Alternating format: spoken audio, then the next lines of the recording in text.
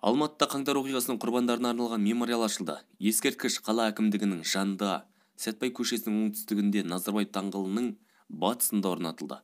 Мемориалдың ашылуына ел президенті Қасым-Жомарт Тоқаев келіп сөз сөйледі. Бұған дейін қаңтар айында жаппай тәртіпсіздік құрбандарына арналған болашақ пантеонның эскизін жасауға ашық архитектуралық байқау өткізілген болатын.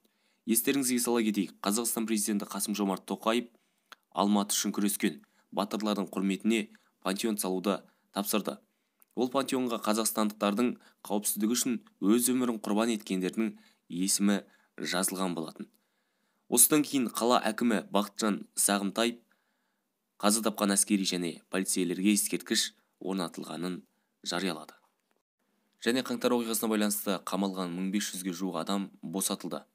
Тергеу органдары қаңтар оқиғасы кезінде қылмыстық құқық бұзушылық жасаған 1600-дей адамды анықтап, оларды жауапқа тартып отыр. Оның ішінде 1112 адам сот үкімі шығарылып отыр, басқаларының істері тергеу сатысында.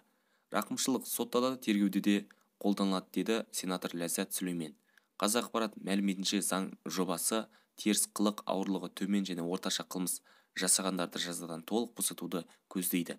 Ал жазасын өтеп шыққандардан соттылық алынады. Сонымен қатар ауыр және аса ауыр қылмыстар жасағандарға жаза мерзімін азайту көзделген. Жалпы 1500-ге жуық адамды рақымшылық жасалды. Негізінен олар заңсыз үгіт-насихатқа еріп, ұрлық, бүлік, өртеу жасағандар.